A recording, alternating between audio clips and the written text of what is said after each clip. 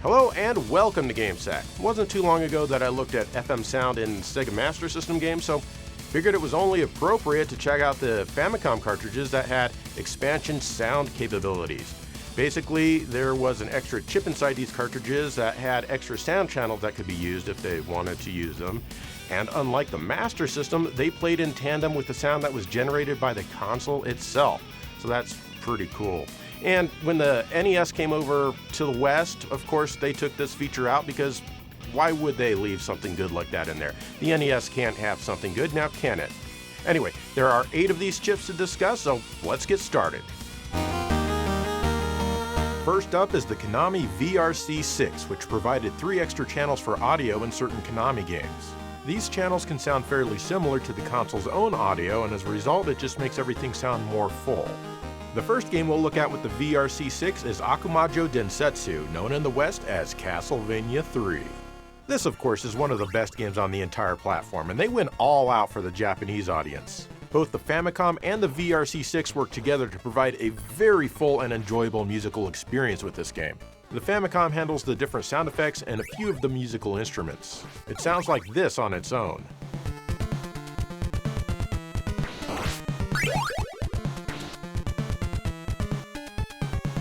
The VRC6 adds audio on top of that, which sounds like this by itself.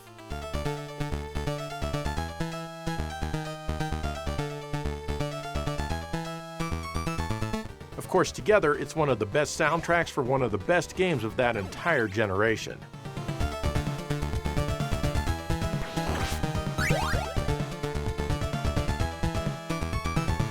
Naturally, people outside of Japan were not ready for this. So the game was reworked to use a standard MMC5 chip for Castlevania 3, and the audio was remade to be done entirely by the NES. It sounds much more thin in comparison, but it's still excellent and a classic soundtrack.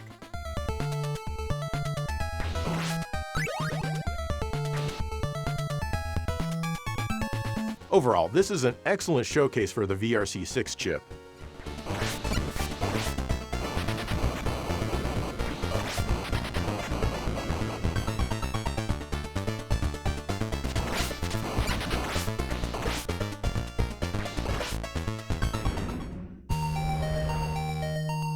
Up next is Esper Dream 2. This is an action RPG in the most literal sense. You have towns, people to talk to, you gain levels and all that, but your battles play out like an action game, which is cool. Basically, you start in a library and seem to enter different fictional works to save them. As you can see, I'm playing an English translated version here, which I recommend you do if you try this one. Here are the instruments that the VRC6 adds to the audio. Altogether, the game sounds like this.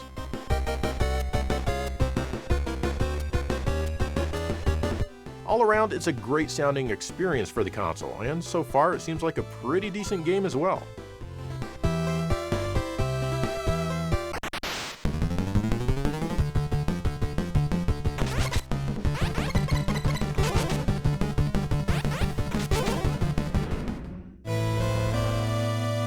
Madara is another one that got an English translation. This is another RPG, but without any action element to it. Basically, you were dismembered as a baby, yeah, but you were found and artificial limbs were added. Now you need to save the entire world. The battles play out automatically unless you interrupt them with the A button. Then you can select actions for your characters to attempt. And I mean attempt. I like how when your characters die, the living ones just haul your coffins around behind them. Like the other games, this one sounds pretty beefy for a Famicom title. Here's what the VRC6 is adding to the mix.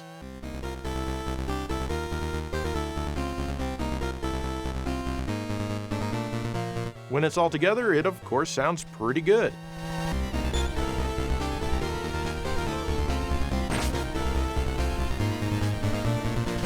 I think I might like Esper Dream 2 a bit better as a game from the limited time I've spent with both titles, but you could do worse than this one.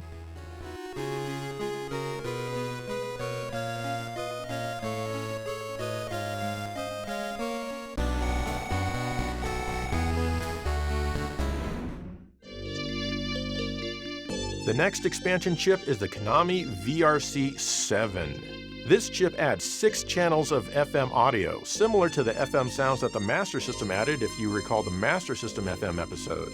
Do you? The only game to use this one is called Lagrange Point. This is yet another RPG from Konami, and this is yet another English fan translation.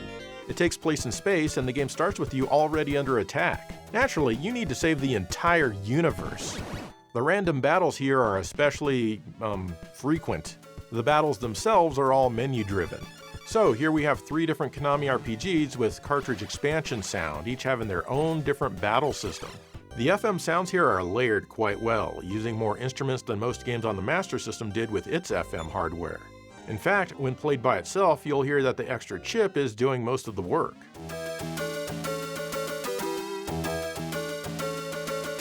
The Famicom is really only adding the occasional drums and sound effects.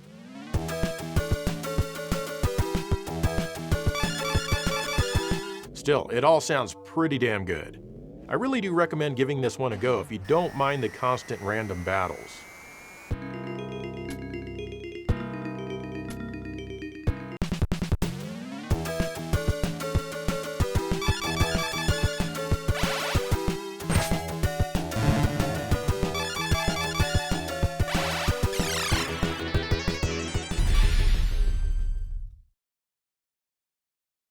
Those Konami chips were amazing, weren't they? Well, this next chip was only used in one game, and this game is not amazing.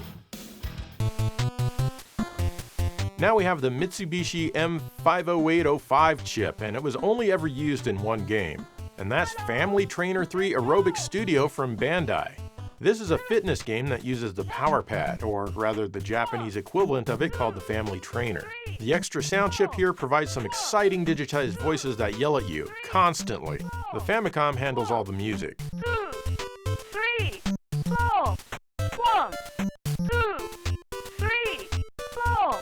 This game was released on the NES as Dance Aerobics, and it uses the Power Pad, and it seems to have a lot of the voices here, but they sound different. Hell, maybe even a little better.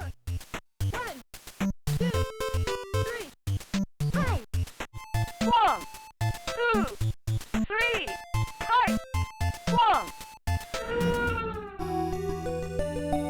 1. The next expansion sound chip is the Namco 163. It's a wavetable chip that can be configured with 4 or 8 channels, and the sound quality can be a bit better when only 4 channels are used. First up, we got Erika Satoru's Dream Adventure.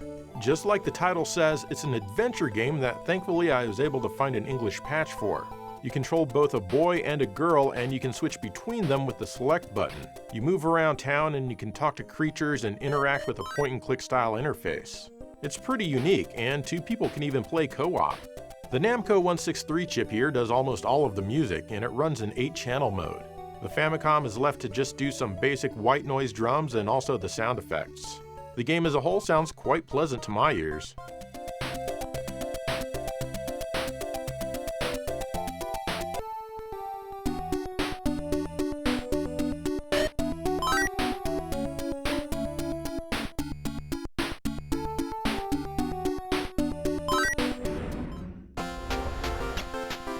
Next up is Final Lap. This is an almost decent driving game with a permanent split screen. Everybody loves those.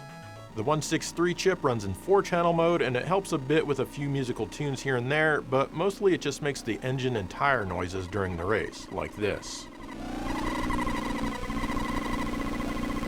The Famicom is doing the race music, and basically this just means that musical instruments aren't cutting out when sound effects are played. This game surprisingly wasn't released outside of Japan for the NES.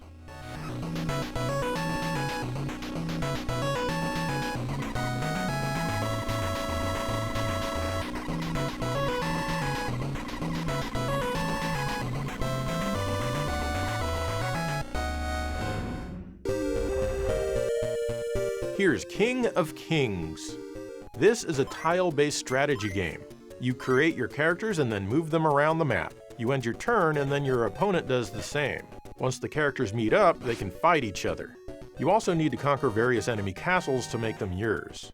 It's no shining force, but it's certainly not awful for an 8-bit title. The English translation certainly helps. The Namco chip here does most of the music, and it's the second of only 2 games that use the 8-channel mode. The Famicom is only doing the drums and the sound effects.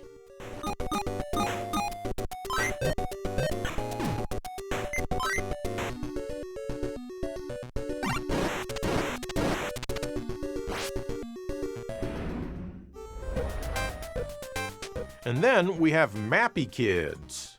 This game is mostly a side-scrolling platformer. Your job is to make it to the end while collecting things. You have a kick, which is your only defense against the enemies. Between stages, you'll spend a lot of time in different mini-games which you'll have to learn on your own what the hell you need to do. Like here, I know I have to push him off his side, but I keep getting pushed off. I don't know. There's also a slot machine and even a store. Eventually, you'll make it to the next stage. The Namco chip here, of course, runs in 4-channel mode, and it does part of the music. On its own, it sounds like this. The Famicom does the rest of the music, and this is the final result.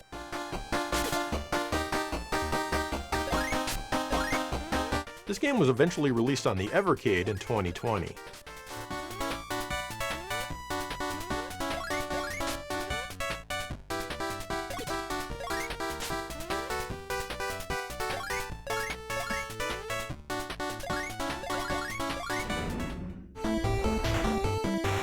This is Namco Classic 2 from Namcot. Why isn't it Namcot Classic 2? This one's a golf game.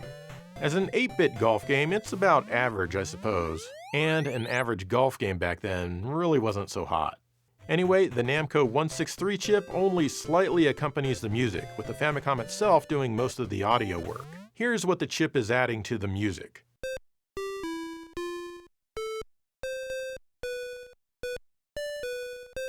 It makes me wonder why they even bothered, as the music and sound quality here really aren't standout features in any way.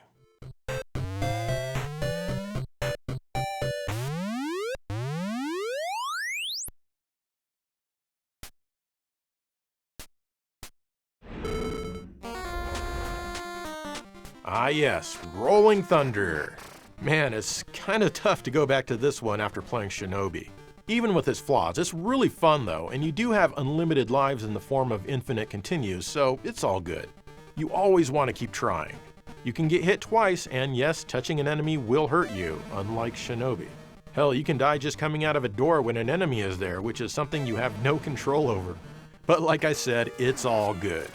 The 163 chip supplements the music here, splitting half the duty with the Famicom itself. Here's what the chip is providing.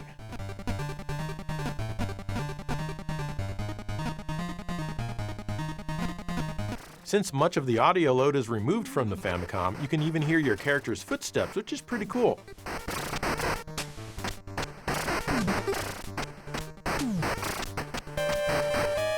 This one came to North America as an unlicensed game courtesy of Tengen, and it didn't use any special chips. The audio was reworked, but they managed to keep the footsteps. However, now some of the musical instruments will occasionally cut out so that that particular sound channel can play certain sound effects. Take a listen. Which version do you think sounds better?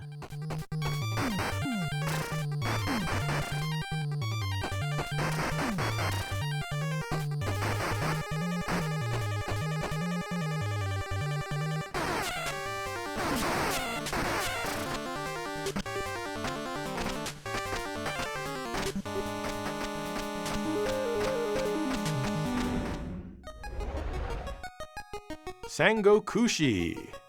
This is one of these types of games, whatever it is. I didn't find an English translation, but I wasn't really interested in looking very hard.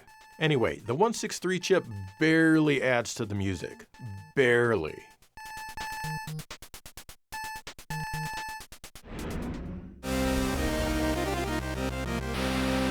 Sangokushi 2.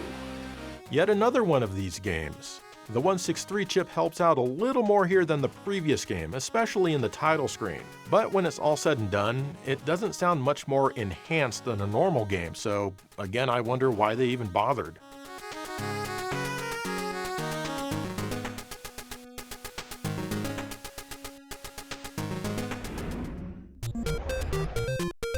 Finally, for the Namco 163, we have Yokai Dochuki. This is a rather strange action platformer, and I haven't quite figured out what it wants from me yet. The 163 chip here is only responsible for the sound effects, and they are extremely quiet and also unimpressive.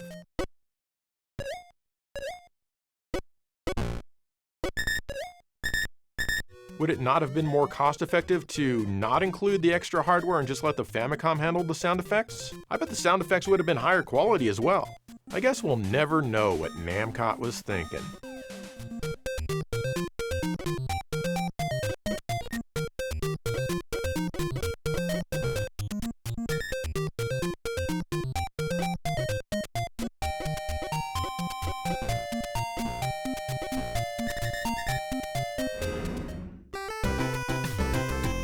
The next cartridge expansion chip that we have is the Sunsoft 5B. The audio part of this is basically a Yamaha YM2149F, which contains 3 PSG channels, a noise generator, and an envelope generator. The only game to use the sound functions of this chip is Gimmick! This is a unique and inventive platformer that I've never been good at, like at all. The physics are super weird, and I don't think I've ever been past the first stage. It sure has some great music though. The Sunsoft 5B is providing a lot of the sound effects and helping out with the music as well, though the noise and the envelope generation channels are not used. Here's what we get listening to the Sunsoft 5B chip all by itself.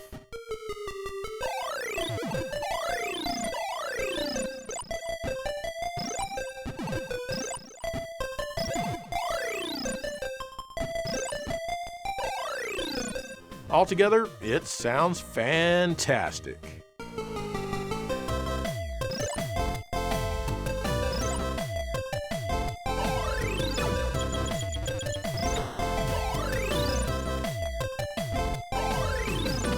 This game did see a release in Scandinavia without the 5B chip, so the sound was reworked, though it still sounds pretty good.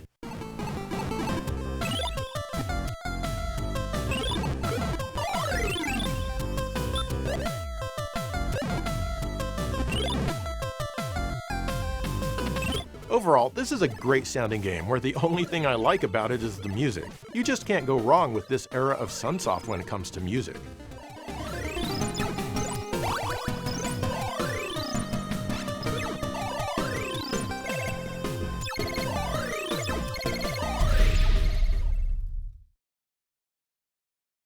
So I just want to point out really quick that this episode is focusing specifically on cartridge games. However, there were 75 games released on the Famicom disk system that did use a single external wavetable sound channel, like The Legend of Zelda.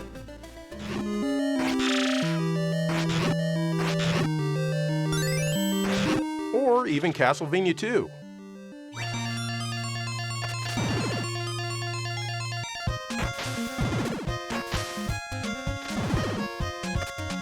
Anyway, I just thought I'd point that out before you left your comment that I missed 75 games. Anyway, back to the cartridges. This next chip is the NEC UPD7755C, and it was only used in Terao no Dosukoi Uzumo from Jellicoe. This is a sumo wrestling game, as you can clearly see. The chip here provides the voices. It also does the super authentic Japanese sound in the title screen. I don't know what it's called. The Famicom does all of the music on its own. I was actually able to do pretty well when playing this game. It quickly becomes boring though, as nothing really changes from match to match other than the color of your opponent's skin.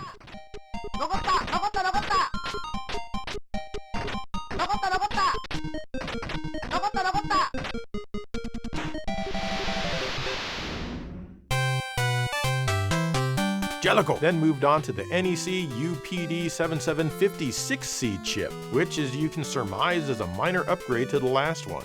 The first game to use this was Moro Pro Yaku.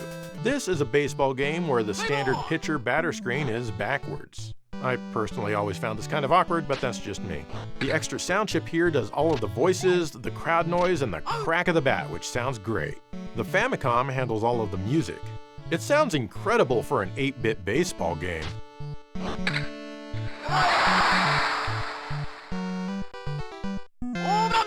This one was released internationally as Bases Loaded. They had to redo the voices and digitize sound so that the NES did everything without any special chips. Check it out. Can you hear the difference? Strike! Strike! Then came Mo-Ro Pro Yakyu 88. Yep, it's another baseball game. There's gonna be a few more of these, but I'll try to make it quick. They changed the outfield view to be sideways in this one because, well, I'm not gonna pretend to know their reasons. They were just throwing stuff at the wall and seeing what sticks, I guess. Nothing wrong with that. Again, the extra sound chip here takes care of the digital sound samples, though the samples here are new, at least most of them. However, this one sounds way more annoying overall due to the constant whatever it is going on, and it never stops.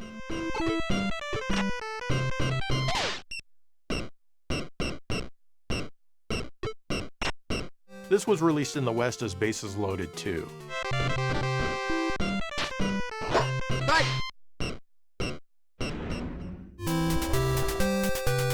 Next is Shin-Mo-Ro Pro Yakyu. They really changed up the view this time. At least now you can slide your pitcher and batter around. The sound in this one is basically the same as it was in the previous game with the same samples and annoying music, so not much to report here. This one stayed in Japan.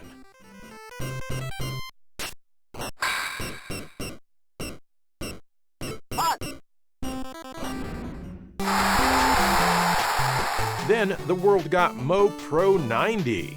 They went back to the normal pitcher-batter view, but now the outfield is upside down because Jalico is just weird. At least the music is finally pleasant this time around. The sampled sounds and voices are still great, though they still sound pretty much the same to me. This one got released as Bases Loaded 3 over here.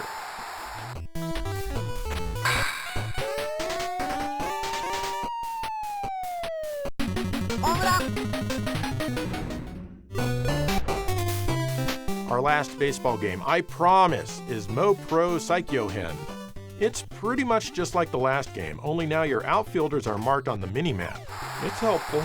Your outfielders are complete idiots though.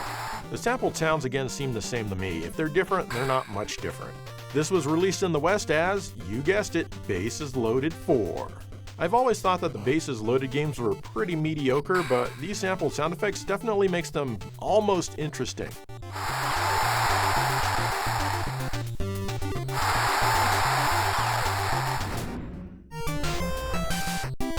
Our last Jalico game today, period, is Mo-Ro Pro Tennis. Hey, at least it's not baseball, right? It's kind of clunky, but I was actually able to get the hang of it. That is high praise for a tennis game that's not Virtua Tennis. The extra sound chip is responsible for most of the sound effects in the game, with the Famicom doing the music and some very minor sound effects. 15. Love. The voices, to me, sound like those you'd hear in very old arcade games. Out. 40. 30. This one was released in the West as Racket Attack, and again, the sounds changed. I actually like this one better because they added music and the redone voices don't sound bad. What do you think of the differences?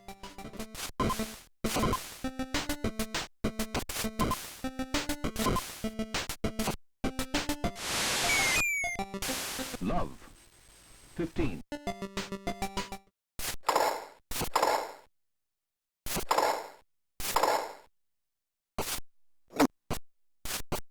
Love. 15. The last cartridge expansion chip we have to discuss is the Nintendo MMC5. This is one of their regular mapper chips, but it also provides extra audio in the form of 2 pulse wave channels and a PCM channel for digitized samples. The MMC5 chip was actually used in many games released worldwide, but its sound features were only used in the following games, all of which stayed in Japan. First up, we have a game called Ishin no Irashi from Koei. I've personally never cared for this era of Koei games. They were almost all like this. Anyway, the MMC5 is only doing the occasional sound effect here. Here's the sound that it makes. Yep, that's it. Impressive, isn't it?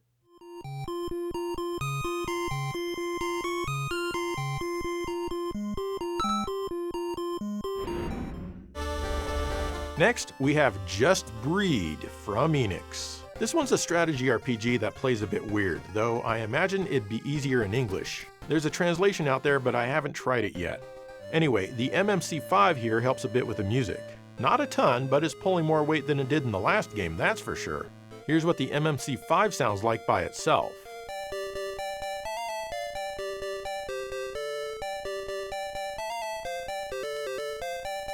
And all together, we get this.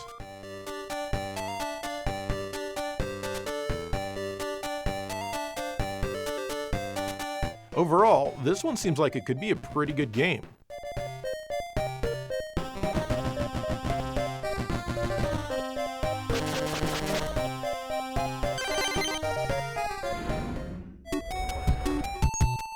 Then there's Metal Slater Glory from HAL.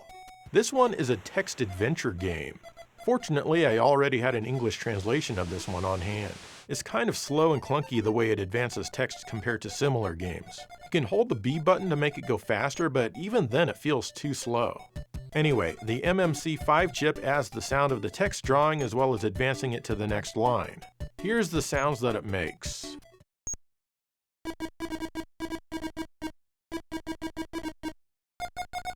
The Famicom is doing everything else. Here's everything combined. I might be able to get used to the way this game works, but I really do wish the text didn't have to draw letter by letter.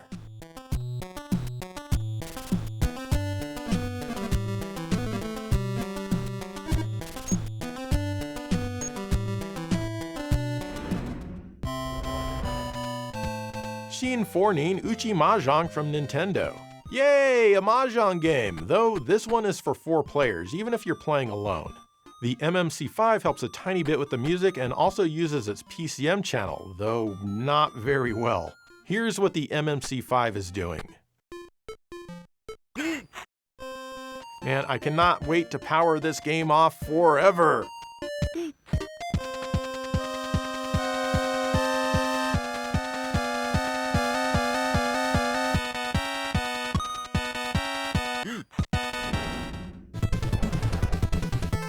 Our final game today is Uchu Keibutai SDF from HAL.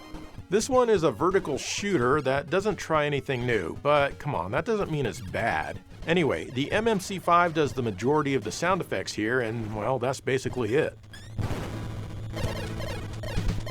This allows the music to play without the sound effects cutting off any of the instruments.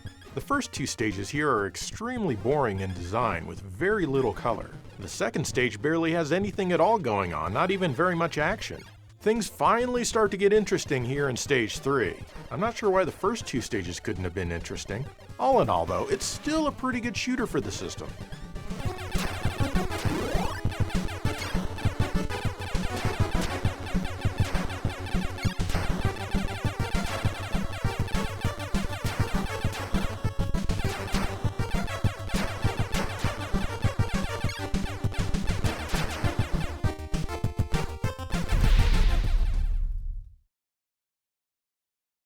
And there you go, every game on the Famicom that features expansion audio. My favorite chips are the Konami VRC6 and 7. The Namco 163 isn't bad either. In fact, I thought it sounded a lot better in 8-channel mode than in 4-channel, so I don't know what everyone else is talking about. The Sunsoft 5B is pretty great as well. All the other chips can go straight to hell. Nah, I'm just kidding, they all had their uses. But what are your opinions? Let me know. In the meantime, thank you for watching GameSack.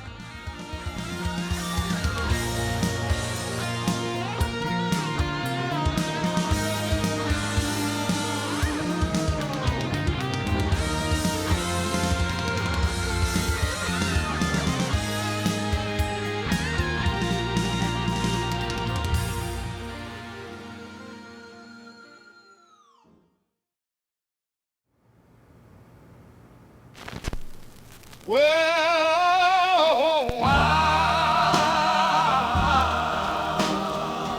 it's the Sega Genesis, yeah, it's the Sega Genesis. Whoa,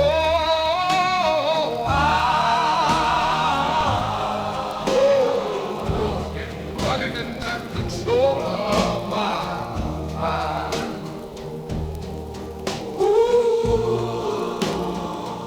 In the game to play, oh yeah, oh it's so good, wow.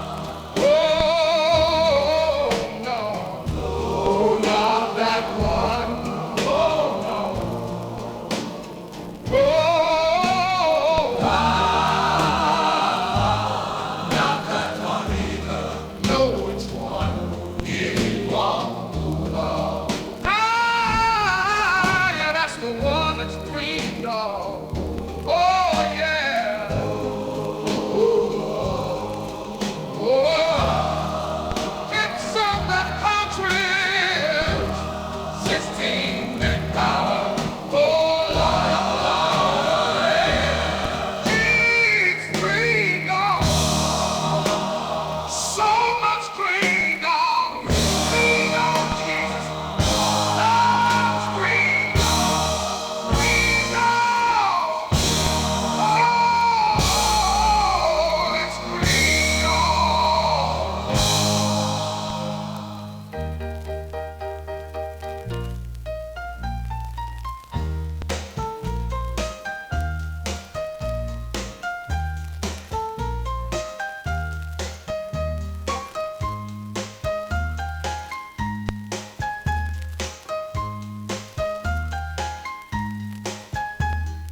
Are you looking for a different game?